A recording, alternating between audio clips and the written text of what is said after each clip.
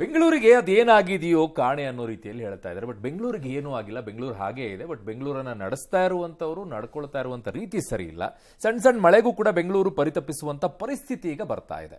ಮೊನ್ನೆ ರಾತ್ರಿಯಿಂದ ಸುರಿತಾ ಇರುವಂತ ಮಳೆಯಿಂದಾಗಿ ಬೆಂಗಳೂರಿನ ರಸ್ತೆಗಳಲ್ಲಿ ನೀರು ನಿಲ್ತಾ ಇದೆ, ಖಾಲಿನೇ ಆಗ್ತಾ ಇಲ್ಲ.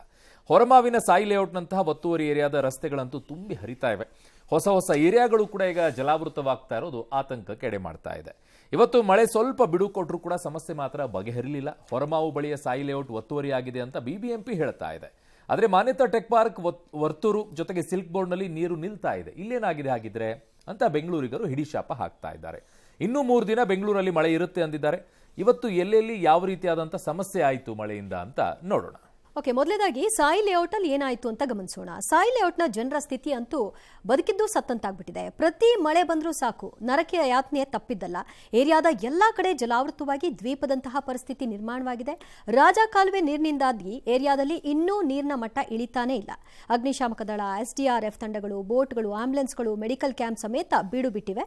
ಇನ್ನು ಯಾರಿಗೂ ಬೇಡ ಸ್ವಾಮಿ ನಮ್ ಕಷ್ಟ, ಶಿಫ್ಟ್ ಮಾಡಿದ್ರೂ ತಿಂಡಿ ವ್ಯವಸ್ಥೆ ಇಲ್ಲ ಅಂತ ಜನ ಕಣ್ಣೀರ್ ಹಾಕ್ಬಿಟ್ರು. ಪಬ್ಲಿಕ್ ಟಿವಿ ವರದಿ ಬಳಿಕ ಪಾಲಿಕೆ ಹಾಲು ತಿಂಡಿಯನ್ನ ವ್ಯವಸ್ಥೆ ಮಾಡ್ತು. ಮಹದೇವಪುರ ವಲಯ ಆಯುಕ್ತ KN ರಮೇಶ್ ಕಾಟಾಚಾರಕ್ಕೆ ಭೇಟಿ ಕೊಟ್ಟರು. ರಸ್ತೆಯಲ್ಲೇ ನಿಂತ್ಕೊಂಡು ಆಮೇಲೆ ಎಲ್ಲ ನೋಡ್ಬಿಟ್ಟು ಹೊರಟ್ಬಿಟ್ರು. ಜನ ಮಾತ್ರ ಅಲ್ಲ, ಶ್ವಾನಗಳು ಕೂಡ ಒದ್ದಾಡ್ಬಿಟ್ವು. ಮತ್ತೊಂದ್ ಕಡೆ ಹಾವಿನ ಕಾಟ ಬೇರೆ. ಅಯ್ಯೋ, ತುಂಬ ಕಷ್ಟ ಆಗ್ತಾ ಇದೆ. ಏನು ಮಾಡೋಕ್ಕಾಗುತ್ತೆ ಹೇಳ್ರಿ. ಮಕ್ಕಳೆಲ್ಲ ಚಿಕ್ಕ ಮಕ್ಕಳಿದ್ದಾರೆ. ಅವರೆಲ್ಲ ಇವಾಗ ಊಟ ಇಲ್ಲ, ನೀರಿಲ್ಲ. ಇಷ್ಟೊತ್ತನ ಆಯಿತು, ಏನು ತಿಂಡಿ ಬಂದಿಲ್ಲ, ಏನಿಲ್ಲ. ಒಂದು ಹಸುಗೂಸಿದೆ ಮನೇಲಿ, ಅಪಾರ್ಟ್ಮೆಂಟಲ್ಲಿ ಬಿಟ್ಟಿದ್ದಾರೆ ನಿನ್ನೆ ತಂದು. ಅವ್ರಿಗೆ ಹಾಲು ಕೂಡ ಇಲ್ಲ, ಏನು ಬಂದಿಲ್ಲ ನೋಡಿ. ಇಲ್ಲಿ 2008ರಲ್ಲಾಯಿತು, 9ರಲ್ಲಾಯಿತು, ನನಗೆ ಮಾಹಿತಿ ಹೆಚ್ಚಾಗಿಲ್ಲ. ಒಂದು ವರ್ಷದಿಂದ ಇಚ್ಛೆದಿನಷ್ಟೇ. ರೈಲ್ವೆ ಲೈನ್ ಮಾಡುವಾಗ ಅವರು ವೆಂಟನ್ ಮಾಡಿದ್ದಾರೆ, ಆ ಸಣ್ಣ ವೆಂಟು ತಗೊಳ್ತಾ ಇಲ್ಲ. ಹಾಗಾಗಿ ಅಲ್ಲಿಂದ ರಿವರ್ಸ್ ಫ್ಲೋ ಆಗುತ್ತೆ. ಅಲ್ಲಿ ಸ್ವಲ್ಪ ಕಡಿಮೆ ಆದಮೇಲೆ ಪರ್ಮನೆಂಟ್ ಸೊಲ್ಯೂಷನ್ ಏನು ಮಾಡಬಹುದು, ನೆಕ್ಸ್ಟ್ ಪ್ರಯಾರಿಟಿ ಕೊಡ್ತೀವಿ. ರೈಲ್ವೆ ವೆಂಟನ್ನು ಅಗಲ ಮಾಡಬೇಕು ಅನ್ನೋ ವಿಚಾರದಲ್ಲಿ ಇವತ್ತು ಕೂಡ ಬಹುಶಃ ನಮ್ಮ ಅಧಿಕಾರಿಗಳು ರೈಲ್ವೆ ಆಫೀಸರ್ ಹತ್ರನೇ ಕೂತಿದ್ದಾರೆ. ಬೆಳಗ್ಗೆ ನನಗೂ ಮಾತಾಡಿದ್ರು.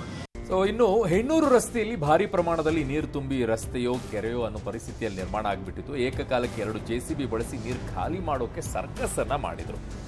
ದೀಪಿಕಾ ಲೇಔಟ್ನಲ್ಲೂ ಕೂಡ ಮನೆಗಳಿಗೆ ನೀರು ನುಗ್ಗಿ ಅಲ್ಲೂ ಕೂಡ ಜನ ಪರದಾಡುವಂತ ಪರಿಸ್ಥಿತಿ ನಿರ್ಮಾಣ ಆಯಿತು.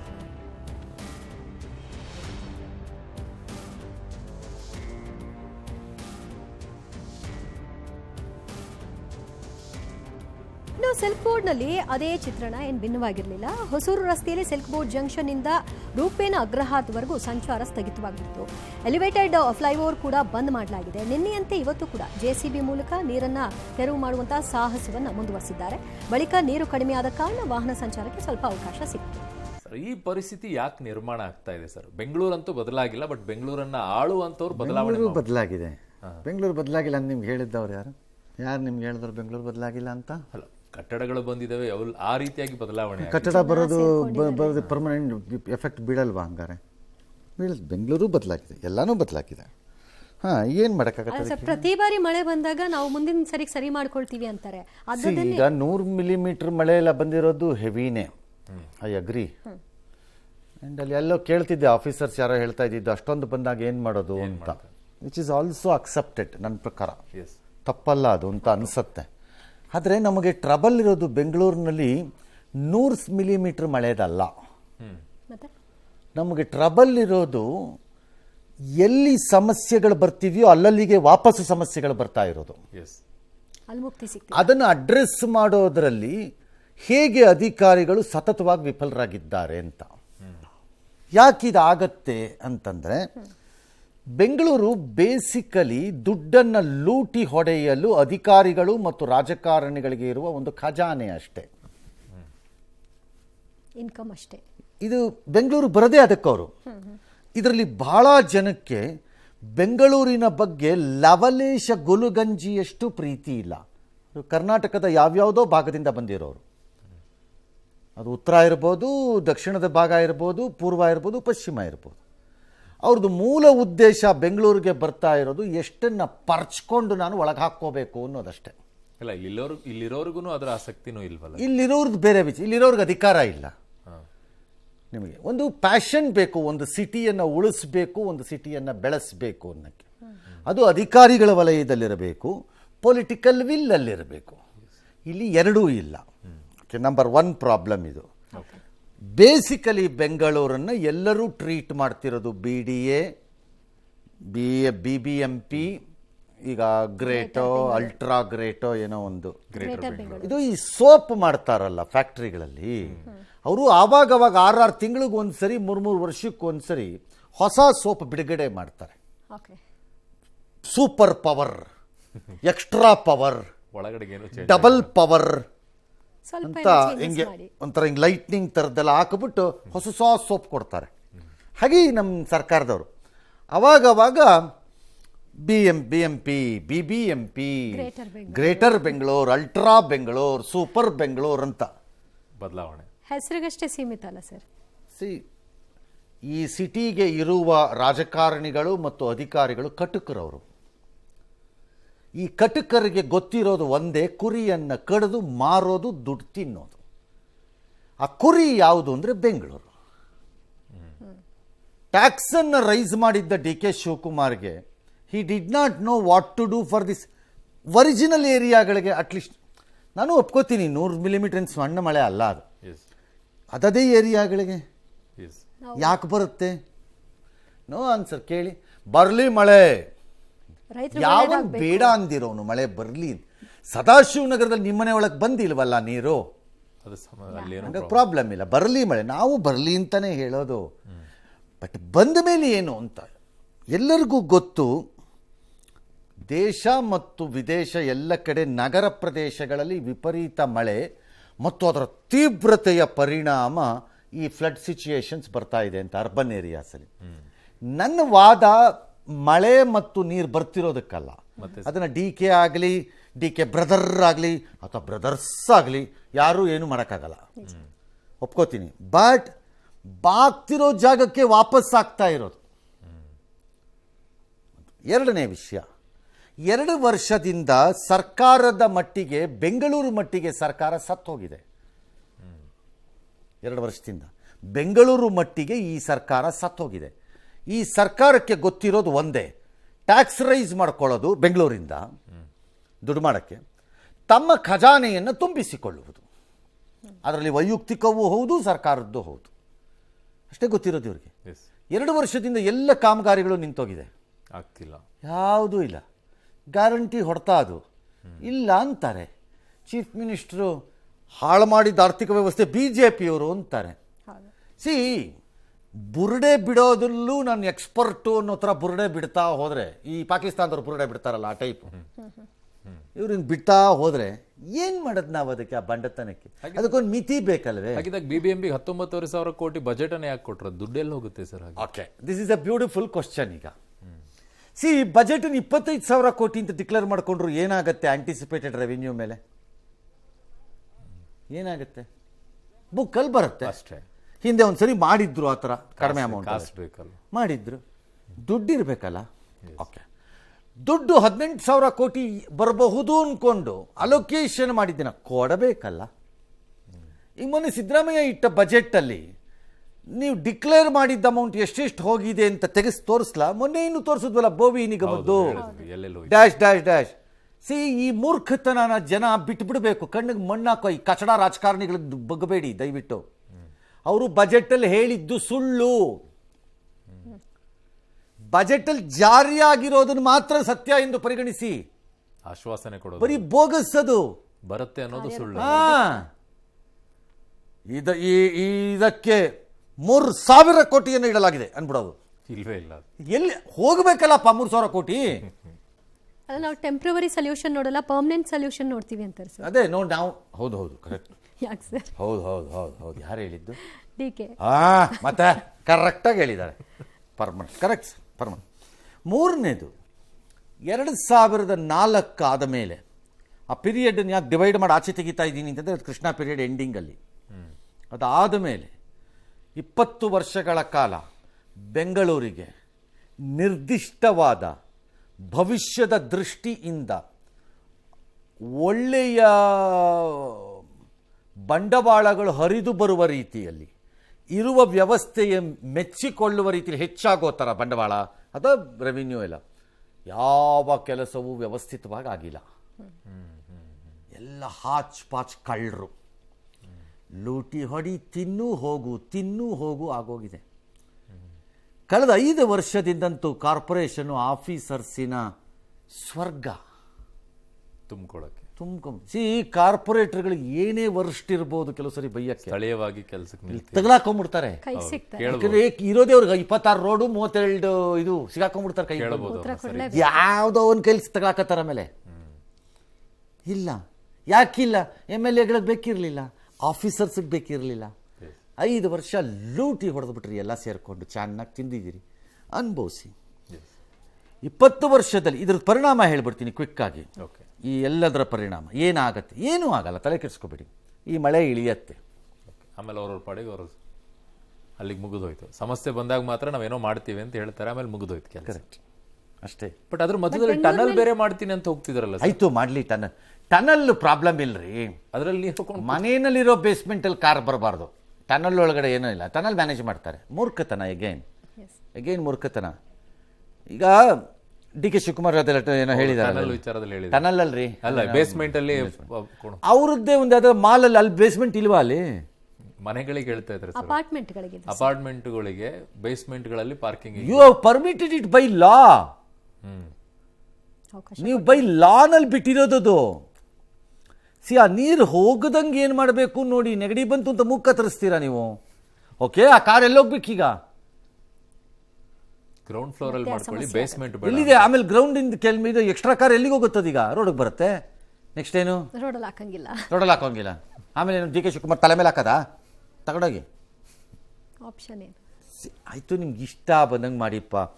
ಜಾತಿ, ಹಣ, ಅಧಿಕಾರ 3 ಒಂದೇ ವ್ಯಕ್ತಿ ಅಥವಾ ಸಂಸ್ಥೆ ಬಳಿ ಬಂದು ಸೇರ್ಕೊಂಡ್ಬಿಟ್ರೆ ಏನಾಗತ್ತೆ ಅನ್ನೋದು ಈಗ ನಡೀತಿರೋದು ಕಾಣುತ್ತೆ. ಐ ರಿಪೀಟ್, ಜಾತಿ, ಹಣ, ಅಧಿಕಾರ ಪವರ್ಫುಲ್. 3 ವ್ಯಕ್ತಿ ಅಥವಾ ಸಂಸ್ಥೆ. ಈ ಕೇಸಲ್ಲಿ ಏನು ಬೇಕಾದ್ರೂ ಇರ್ಬೋದು. ನಿಮ್ಮ ಊಹೆಗೆ ಪ್ರಕಾರದಲ್ಲಿ ಬಂದು ಒಂದು ಕಡೆ ಸೇರಿದ್ರೆ ಏನಾಗತ್ತೆ ಅಂದರೆ ಇದಾಗತ್ತೆ. ಇನ್ನು ಬ್ರ್ಯಾಂಡು, ಬೆಂಗಳೂರು ಇವೆಲ್ಲ ಮಾತಾಡಬೇಡಿ, ಸುಮ್ಮನಿರಿ. ದೇಶದಲ್ಲಿ ಎಲ್ಲ ಸಿಟೀಸು ಈಗ ಕಾಂಪಿಟೇಷನ್ಗೆ ಇಳಿದು ಆಗೋಗಿದೆ. ಇದರ ಪರಿಣಾಮ ನಾನಾಗಲೇ ಹೇಳಿದೆ, ಮಳೆ ಇಳಿಯತ್ತೆ, ನೀರು ಹೋಗುತ್ತೆ, ಎಲ್ಲ ಮರೀತೀರಿ, ಸುಮ್ಮನಾಗ್ತೀರಿ. ಇನ್ನು 10 ರಿಂದ 15 ವರ್ಷ ಈ ಪರಿಸ್ಥಿತಿ ಮುಂದುವರೆದ್ರೆ Bengaluru will become any other ordinary city. Investors ಯಾಕೆ ಬರ್ತಾರೆ? ಯಾರೂ ಇರಲ್ಲ. ಯಾಕೆಂದರೆ ಕಾಂಪಿಟೇಷನ್ ಸಿಟೀಸು ಹಾಗೆ ಬರ್ತಾ ಇವೆ ಎಲ್ಲ ಕಡೆ. ಅಲ್ಲೂ ಇದೆ ಈ ಪ್ರಾಬ್ಲಮ್ಸು. ಬಟ್ ಅವು ಪ್ಲಾನ್ಡ್ ಆಗಿ ಬರ್ತಾ ಇದ್ದೇವೆ, ನಾವು ಅನ್ಪ್ಲಾನ್ಡ್ ಆಗಿ ಹೋಗ್ಬಿಟ್ಟಿವಿ ಇರ್ಬೋದು, ಹೇಳಕ್ಕಾಗಲ್ಲ. ಎಸ್. ಇನ್ನು HSR ಲೇಔಟ್ ಮುಖ್ಯ ರಸ್ತೆಯಲ್ಲಿ ನೀರು ಕಡಿಮೆ ಆಗಲಿಲ್ಲ. ಮುಖ್ಯ ರಸ್ತೆಯ ಸಂಪೂರ್ಣ ಜಲಾವೃತವಾಗಿತ್ತು. ಹೀಗಾಗಿ ಅಗ್ನಿಶಾಮಕ ಸಿಬ್ಬಂದಿ ಮೋಟರ್ ಹಾಕಿ ನೀರು ಹೊರ ಹಾಕುವಂತ ಪರಿಸ್ಥಿತಿಯಲ್ಲಿ ನಿರ್ಮಾಣ ಆಗಿದೆ. That is the proper way. Motor heavy motors ಅನ್ನು ಇಟ್ಕೊಂಡು ನೀವು ವಾಟರ್ನ ಲಾಗೌಟ್ ಮಾಡಬೇಕು. ಎಸ್, ನಾನು ಫಸ್ಟ್ ಟೈಮ್ ನೋಡಿದ್ದಪ್ಪ, ಇದು ಹಾಲಿವುಡ್ ಮೂವಿ ಟೈಪ್ ಇದೆ. ಯಾಕೆ ಸರ್? JCB ಇದನ್ನ ತಗೊಂಬಂದು ಜೀ ಅಂತ ಹಿಂಗೆ ಓಡಿಸ್ಕೊಂಡು ಹೋಗ್ಬಿಟ್ಟು ನೀರು ಹಿಂಗೆ ಈ ಕಾಮನ್ ಸೆನ್ಸ್ ಅಲ್ವಾ ಫಿಸಿಕ್ಸ್ ಅಲ್ಲಿ. ವಾಪಸ್ ರಿವರ್ಸ್ ಬರುತ್ತೆ, ಹಿಂಗೆ ಎತ್ಕೊಂಡು ಹಿಂಗೆ ಹೋಗ್ತಾ ಇದ್ದಾಗ ನೀರು ಹಿಂಗೆ ವಾಪಸ್ ಸೈಡಿಗೆ ಬರುತ್ತೆ ಅಂತ. ಹೌದು, ಅಮೇಝಿಂಗ್. ಯಾರದ್ದೇ ಇರ್ಬೋದು ಈ ಟೆಕ್ನಾಲಜಿ. ಅದನ್ನ ಸ್ಟಾರ್ಟಪ್ ಆಗಿ ಕನ್ವರ್ಟ್ ಮಾಡಿ ಮೇ ಬಿ ಗುಡ್ ಇನ್ವೆಸ್ಟ್ಮೆಂಟ್ ಬರ್ಬೋದು ಅದಕ್ಕೆ. ಆರ್ ಆ ವೆಹಿಕಲ್ ಮಾಡ್ತಿರೋ ಕಂಪನಿನ ಬ್ರಿಲಿಯಂಟ್ ಬಿಟ್ಬಿಡಿ. ಆ ಕಂಪನಿ ಎಲ್ಲ ಕಡೆನೂ ಯೂಸ್ ಮಾಡಬಹುದು. ಇನ್ನು ಆ ಕಂಪನಿ ತಡ್ಕೊಳಕ್ಕಾಗಲ್ಲ ನನ್ನ ಕೈಯಲ್ಲಿ. ಮೋಟರ್ ಅವಶ್ಯಕತೆನೇ ಬೀಳಲ್ಲ. ಕಾಮನ್ ಸೆನ್ಸ್ ಅಲ್ವಾ? What sort of thought process ಇವೆಲ್ಲ ನಿಮ್ದು? ಹೆವಿ ಮೋಟರ್ಸ್ ತಗೋಬೇಕು, ಇಟ್ಕೋಬೇಕಾಗತ್ತೆ, ಹಾಗೆ ಪಂಪ್ ಮಾಡಿ ಹಾಕ. ಎಸ್. ಇನ್ನು ವೃಷಭಾವತಿ ನದಿ ಅಬ್ಬರಕ್ಕೆ ಕೆಂಗೇರಿಯ ಗುರುಕುಲ ಆಶ್ರಮಕ್ಕೆ ನೀರು ನುಗ್ತು ಬಹಳಷ್ಟು ಅವಾಂತರವಾಯಿತು. ಮಕ್ಕಳಂತೂ 40 ಮಕ್ಕಳಿದ್ರಲ್ಲಿ ಸೊಂಟದ ಮಟ್ಟದ ನೀರಿನಲ್ಲೇ ಎಲ್ಲರೂ ಸಿಬ್ಬಂದಿಗಳು ಸ್ಥಳಾಂತರ ಮಾಡಿದ್ದಾರೆ, ಮಕ್ಕಳನ್ನ ಸೇಫ್ ಮಾಡಿದ್ದಾರೆ. ನಿನ್ನೆ ಕೂಡ RR ನಗರ ಕೆಂಗೇರಿಯಲ್ಲಿ 137 ಮಿಲಿಮೀಟರ್ ಮಳೆಯಾಗಿದೆ. ವೃಷಭಾವತಿ ನದಿ ತುಂಬಿ ರಭಸವಾಗಿ ಹರಿತಾ ಇದೆ. RR ನಗರದ ಮುಖ್ಯ ರಸ್ತೆಯಲ್ಲಿ ವಾಹನ ಸವಾರರಂತೂ ಪರದಾಡಿದ್ದಾರೆ.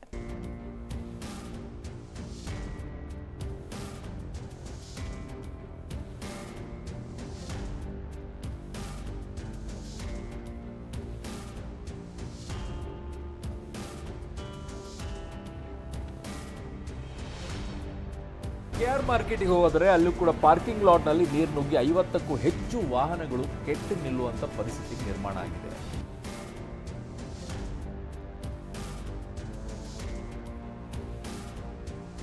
ಶಾಂತಿನಗರದ ಬಿಎಂಟಿಸಿ ಬಸ್ ನಿಲ್ದಾಣ ರಸ್ತೆಯಲ್ಲಿ 2ನೇ ದಿನವೂ ಕೂಡ ಜಲಾವೃತವಾಗಿತ್ತು. ಕೆರೆಯಂತಿರೋ ರಸ್ತೆಯ ಮಧ್ಯೆಯೇ ವಾಹನ ಸವಾರರು ಹರಸಾಹಸ ಮಾಡಿದರು.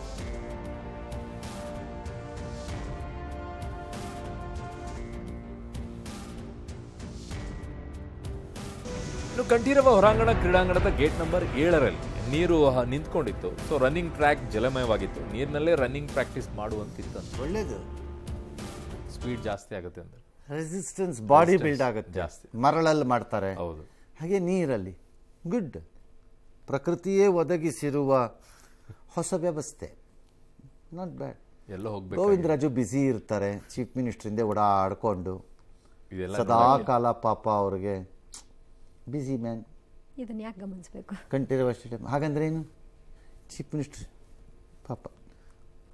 Congratulations mister Govindaraj. Okay, next. ಕಂಡಿದ್ದಕ್ಕೆಲ್ಲ ಬಿ ಬಿ ಎಂ ಪಿ ಅಂದ್ಬಿಟ್ರೆ ನೀವು ಅಲ್ಲ, ನಾವು ಒಳ್ಳೆ ಕಥೆ ಆಯ್ತಲ್ಲ. ನೀವು ಮನೆ ಕಟ್ಟಿದ್ದೀರಿ, ಕಮರ್ಷಿಯಲ್ ಪ್ರಾಪರ್ಟಿ ಮಾಡಿರ್ತೀರಿ, ಅದಕ್ಕೆ ತಕ್ಕಂತೆ ನೀವು ಬೇಸ್ಮೆಂಟ್ ಮಾಡಿದ್ದೀರಿ. ಆ ಬೇಸ್ಮೆಂಟ್ ಒಳಗೆ ನೀರು ಹೋಗದೇ ಇರೋ ರೀತಿ ಒಂದು ವೇಳೆ ಬಂದರೆ ಅದನ್ನು ಡಿಸ್ಚಾರ್ಜ್ ಮಾಡೋದಕ್ಕೆ ವ್ಯವಸ್ಥೆಯನ್ನು ನೀವು ಮಾಡಬೇಕು. ನೀವು you can't expect BBMP to come and do this. Alternate ನೋಡ್ಕೊ. ಒಳ್ಳೆ ಕಥೆ ಆಯ್ತಲ್ಲ ಇದು.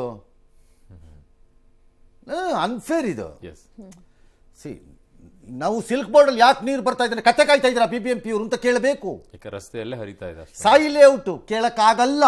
ತಗ್ಗು ಪ್ರದೇಶದಲ್ಲಿ ನನ್ನ ಪ್ರಕಾರ ಆ ಲೇಔಟೇ ಶಾಪಗ್ರಸ್ತ ಅದು. ಬಟ್ ಅಲ್ಲೊಂದು ಸಮಸ್ಯೆ ಆಗಿದೆ ಸರ್. ಅದನ್ನ ಕಳೆದ ಬಾರಿನೂ ಹಂಗೆ ಹೇಳ್ತಾರೆ. ನನ್ನ ಪ್ರಕಾರ ಅದನ್ನು ತೆಗೆದ್ರೂ ಆಗ್ಲಿಕ್ಕಿಲ್ಲ. Railway gate. ಹಾ sir, I know it. Yes sir. ಒಂದು ವರ್ಷದಿಂದ ಇನ್ನೊಂದು ವರ್ಷ ತಪ್ಪಿಸ್ಕೊಳ್ಳಕ್ಕೆ ಆ ವರ್ಷದ ಬುದ್ಧಿವಂತ ಅಧಿಕಾರಿಗಳು ಹುಡುಕುವ ನೆಪಗಳು. ಯಾಕೆ ಅಂತ ಹೇಳ್ತೀನಿ. 2010 ಮತ್ತು 2011ರಲ್ಲಿ ಇದೇ ತರ ಒಂದಿನ ವಿಪರೀತ ಮಳೆ ಬಂದಾಗ ರಾತ್ರಿ ನ್ಯೂಸ್ ಮಾಡ್ತಿದ್ದೆ ಇನ್ನೊಂದು ಚಾನೆಲ್ನಲ್ಲಿ. ಆಗ ಇದೇ ಶಾಂತಿನಗರದ ಕವರ್ ಮಾಡಿದ್ದೀನಿ ನಾನು. ಅಲ್ಲಿ ಮುಳುಗಿದ್ದವ್ರದ್ದು ಕತೆನಾ. ಹಾಗಾಗಿ ಕೆಲವು ಸಾಲ್ವ್ ಆಗುತ್ತೆ, ಕೆಲವು ಸಾಲ್ವ್ ಆಗಲ್ಲ. ಬಟ್ ಈ ಮನೆಗಳ ಬೇಸ್ಮೆಂಟ್ ಇದೆಯಲ್ಲ, ಅದೇನು ಅವರವರೇ ಜವಾಬ್ದಾರಿ ತಗೋಬೇಕು. ಎಸ್. ಕೆಲವು ಒತ್ತುವರಿ ಆಗಿರುತ್ತೆ, ಕೆಲವು ಕಟ್ಟಿರೋ ರೀತಿನೇ ಸರಿ. ಒತ್ತುವರಿ ಆಗಿದೆಯೋ ಬಿಟ್ಟಿದೆಯೋ ನನಗೆ ಗೊತ್ತಿಲ್ಲ, ಅದು ಅವರೇ ಜವಾಬ್ದಾರಿ ತಗೋಬೇಕು. ಇನ್ನು ಬೆಂಗಳೂರಿನಲ್ಲಿ ಬಿರುಗಾಳಿ ಸಹಿತ ಮಳೆಯಿಂದಾಗಿ ಹಲವೆಡೆ ಮರಗಳು ಕೂಡ ಉರುಳಿ ಬಿದ್ದಿವೆ. ಪದ್ಮನಾಭನಗರ ಸರ್ಕಲ್ ಬಳಿ ಬೃಹತ್ ಮರ ಬಿದ್ದು 3 ಕಾರುಗಳು 3 ಮನೆಗಳಿಗೆ ಹಾನಿಯಾಗಿದೆ. ವಿದ್ಯುತ್ ಕಂಬ ಅಂತೂ ಸರ್ವೇ ಸಾಮಾನ್ಯ ಬಿದ್ದೇ ಬೀಳುತ್ತವೆ. ಬನಶಂಕರಿ ಸೆಕೆಂಡ್ ಸ್ಟೇಜ್ ಬಳಿಯೂ ಕೂಡ ಮರ ಬಿದ್ದು ವಾಹನಕ್ಕೆ ಡ್ಯಾಮೇಜ್ ಆಗಿದೆ. ಗಿರಿನಗರದ 80 ಫೀಟ್ ರೋಡ್ ಏನಿದೆ ಅಲ್ಲಿ ಮರ ಬಿದ್ದು ಕಾರ್ ಸಂಪೂರ್ಣ ಜಖಮಾಗಿದೆ. ಅದೃಷ್ಟ ಯಾರೂ ಕೂಡ ಕಾರಲ್ಲಿ ಇರಲಿಲ್ಲ. ಇನ್ನು ಚಾಮರಾಜಪೇಟೆ ಫುಟ್ಪಾತ್ ಕಾಮಗಾರಿ ಕೆಲಸ ಮಾಡ್ತಾ ಇದ್ದಂಥ JCB ಮೇಲೆ ಮರ ಬಿದ್ದಿದೆ. ಸಿಟಿ ಸಿವಿಲ್ ಕೋರ್ಟ್ ರಸ್ತೆಯಲ್ಲಿ ಮಳೆಗೆ ಮರದ ಕೊಂಬೆಗಳು ಮುರಿದು ಬಿದ್ದಿರೋ ದೃಶ್ಯಗಳನ್ನು ನೋಡ್ತಾ ಇದ್ದೀವಿ. ಆ JCB ಮೇಲೆ ಮರ ಬಿದ್ದಿರೋದು JCBಯ ಮೂರ್ಖತನದಿಂದ. ನೋಡಿ ಅಲ್ಲಿ, ಹೌದು, ಅದ್ರ ಬೇರೆ ಎಲ್ಲ ಕಟ್ ಮಾಡಿ ಅವ್ನು ಬ್ಯಾಕಪ್ ಮಾಡಿದ್ದಾನೆ, ಕಿತ್ಕೊಂಡ್ಬಂದಿದೆ ಅದು. ಅದು ಅವನು ಮೂರ್ಖತನದಿಂದ. ಮೋಸ್ಟ್ಲಿ ಈ JCB ಮರ ತೆಗಿಯೋ JCB ಇರಬೇಕು. ನೀರು ತಳ್ಳೋದು ಇದು ಮರ. ಅದು ವಾಟರ್ JCB, ಇದು ಟ್ರೀ JCB. ಮೋಸ್ಟ್ಲಿ ಹಂಗಿರಬೇಕು. ಹೌದ್ರಿ, ಕ್ಷಿಪಣಿಗಳಲ್ಲಿ ಇರಲ್ವೇನ್ರಿ? ವಿಮಾನದಿಂದ ಹೊಡೆಯುವ ಕ್ಷಿಪಣಿ ಬೇರೆ, ಜಲಾಂತರ್ಗಾಮಿಗಳಿಂದ ಮತ್ತು ಹಡಗುಗಳಿಂದ ಹೊಡೆಯೋ ಕ್ಷಿಪಣಿ ಬೇರೆ, ಮತ್ತೆ ಸೈನ್ಯದವರು ನೆಲದಿಂದ ಹೊಡೆಯೋ ಕ್ಷಿಪಣಿ ಬೇರೆ. ಹಂಗಿರಲ್ವೇನ್ರಿ? ಹಂಗೆ. ಎಸ್. ಇನ್ನು ಬೆಂಗಳೂರು ಮಹಾ ಮಳೆಗೆ ಈವರೆಗೂ 3 ಸಾವನ್ನಪ್ಪಿದ್ದಾರೆ. ನಿನ್ನೆ ರಾತ್ರಿ BTM ಲೇಔಟ್ನಲ್ಲಿ ಅಪಾರ್ಟ್ಮೆಂಟ್ ಒಂದರಲ್ಲಿ 2 ಸಾವನ್ನಪ್ಪಿದ್ರು. ಆ ಸ್ಥಳಕ್ಕೆ ಇವತ್ತು DK ಶಿವಕುಮಾರ್ ಹೋದ್ರು, ಪರಿಶೀಲನೆ ನಡೆಸಿದ್ರು, 5 ಲಕ್ಷ ಪರಿಹಾರ ಘೋಷಣೆ ಮಾಡಿದ್ರು. ಮುಂದೆ ಬೇಸ್ಮೆಂಟ್ನಲ್ಲಿ ಪಾರ್ಕಿಂಗ್ ಮಾಡುವಂತಿಲ್ಲ ಅಂತ ಹೇಳಿದ್ರು. ಈ ಬಗ್ಗೆ ಕಾನೂನು ತರ್ತೀವಿ ಅಂತ ಕೂಡ ಹೇಳಿದ್ದಾರೆ. ಇನ್ನು ಸಿಲ್ಕ್ ಬೋರ್ಡ್ ಜಂಕ್ಷನ್ಗೆ ಸಚಿವ ರಾಮಲಿಂಗಾರೆಡ್ಡಿ ಭೇಟಿ ಕೊಟ್ಟರು, ಪರಿಶೀಲನೆ ನಡೆಸಿದ್ರು, ಒಂದಷ್ಟು ಸಲಹೆಗಳನ್ನು ಕೂಡ ಕೊಟ್ಟಿದ್ದಾರೆ. ಇನ್ನು ಬಿಜೆಪಿ ನಾಯಕರು ಎಂದಿನಂತೆ ಸರ್ಕಾರದ ನಡೆಯನ್ನ ಟೀಕಿಸಿದ್ದಾರೆ, ಪೋಸ್ಟರ್ ಹಿಡಿದು ಕಿಡಿಕಾರಿದ್ದಾರೆ. ಮುಂದಕ್ಕೆ ಇಂಥ ಪ್ರದೇಶಗಳಲ್ಲಿ ಯಾರಿಗೂ ಕೂಡ ಬೇಸ್ಮೆಂಟ್ ಮಾಡ್ಕೊಳ್ಳಿಕ್ಕೆ ಅವಕಾಶ ಕೊಡಬಾರ್ದು. ಇದಕ್ಕೊಂದು ಕಾನೂನೇ ತರ್ತೀನಿ ನಾನು. ಕಾರ್ ಪಾರ್ಕಿಂಗ್ ಎಲ್ಲ ಗ್ರೌಂಡ್ ಫ್ಲೋರ್ ಅಲ್ಲೇ ಮಾಡಿಕೊಂಡು ಬೇರೆ ಮನೆಗಳ ಮೇಲ್ಗಡೆ ಇರಲಿ ಅಂತೇಳಿ ಪರಿಹಾರ ಅವ್ರಿಗೆ ತೀರ್ಕೊಂಡವ್ರಿಗೆ ಈಗ 5 ಲಕ್ಷ ರೂಪಾಯಿ. ಎಲ್ಲ ಸರ್ಕಾರಗಳು ಸೇರಿ ಈ ಬೆಂಗಳೂರಲ್ಲಿ ಏನಾಗಿದೆ, ಫಾರ್ಮರ್ ಟ್ರೈನ್ಸ್ ಇದೆ. 3 ವರ್ಷಕ್ಕೆ ಮುಂಚೆ BJP ಸರ್ಕಾರ ಇದ್ದ ಜ್ಞಾಪಕ ಇದೆ ನಿಮಗೆ. ಇಡೀ ಈಸ್ಟ್ ಬೆಂಗಳೂರು ಮುಳುಗೋಗಿತ್ತು. ಮಳೆಗಾಲದಲ್ಲಿ ಸ್ವಲ್ಪ ಕಾಮಗಾರಿಗಳನ್ನ ಸ್ಲೋ ಮಾಡಬೇಕು. SM ಕೃಷ್ಣ ಸರ್ಕಾರ ಆದ್ಮೇಲೆ ಬೇರೆ 5 ಜನ ಸಾವಿನ ಮೇಲೆ ಸಮಾವೇಶ ಇದು. ಪೂರ್ತಿ ನಾನು ಅಭಿವೃದ್ಧಿ ಮಾಡ್ತೀನಿ ಸಾಯಿ ಬಡಾವಣೆಯನ್ನ ಅಂತೇಳಿ ಕಳೆದ ಬಾರಿ DK ಶಿವಕುಮಾರ್ ಅವರು ಹೇಳೋದ್ರು. 1 ವರ್ಷ ಆಯ್ತು, ಏನೂ ಇಲ್ಲ. ನಿಮ್ಗೆ ಚಾಲೆಂಜ್ ಮಾಡ್ತಾ ಇದ್ದೀನಿ ಸರ್ಕಾರಕ್ಕೆ, DK ಶಿವಕುಮಾರ್ ಅವರಿಗೆ. ಕಳೆದ 2 ವರ್ಷ ಸರ್ಕಾರ ಬಂದು 2 ವರ್ಷ ಆದ್ರೂ ಸಹ ರಾಜಕಾಲುವೆಯನ್ನ ಸರಿಪಡಿಸ್ತಕ್ಕಂಥದ್ದು, ಒತ್ತುವರಿಗಳನ್ನ ಸರಿಪಡಿಸ್ತಕ್ಕಂಥದ್ದು, ಕಾಮಗಾರಿಗಳಿಗೆ ಇವ್ರ ಅಧಿಕಾರದಲ್ಲಿದ್ದಾಗ ಮೈ ಮೇಲೆ ಹಾಕ್ಕೊಳ್ಳೋದು. ಎಕ್ಸಾಕ್ಟ್ಲಿ. ಸಿದ್ದರಾಮಯ್ಯ ಸರ್ಕಾರದಲ್ಲಿ ಒಂದಿಷ್ಟು ದುಡ್ಡನ್ನು ರಜಾ ಕಾಲುವೆ ರಿಪೇರಿ ಕೊಟ್ಟಿದ್ದಾರೆ. You have to give that credit. ಈಗಲ್ಲ, ಹಿಂದಿನ ಸಿದ್ದರಾಮಯ್ಯ ಸರ್ಕಾರದ ಕಥೆನ ಹೇಳ್ತಿರೋದು. ಓಕೆ, BJP ಪೀರಿಯಡಲ್ಲಿ ಅದರದ್ದು ಸ್ಪಿಲ್ ಓವರ್ ಇತ್ತು, ಒಂದಷ್ಟು ವರ್ಕ್ ಮುಂದುವರೆದುಕೊಂಡೋಗಿದೆ. ಈಗಿಲ್ಲ. ಅದು K100 ಪ್ರಾಜೆಕ್ಟ್ ಅಂತ ಮಾಡಿದ್ರೆ ಸರ್, ದುಡ್ಡು ಎಲ್ಲೋ ಇತ್ತು ಗೊತ್ತಾಗಿಲ್ಲ. ಈಗಿಲ್ಲ ಅದು. ಸರ್, ಬಟ್ ಭಾಳ ಕಡೆ ರಾಜಾ ಕಾಲುವೆ ಕೆಲಸ ಆಗಿದೆ. ತಡೆಗೋಡೆಗಳು ಕಟ್ಕೊಂಡಿದ್ದಾರೆ, ಮ್ಯಾನೇಜ್ ಮಾಡ್ತಿದ್ದಾರೆ. ಅದನ್ನು ಇನ್ನೂ ಪೂರ್ತಿ ಆಗಿಲ್ಲ ಅದು. ಬಟ್ ರಾಜಾ ಕಾಲುವೆ ಒಂದೇ ಬೆಂಗಳೂರಿನ ಸಮಸ್ಯೆ ಅಂತ ಬಂದು ಬುರುಡೆ ಬಿಡಬೇಡಿ. ಮತ್ತೆ ನನಗೆ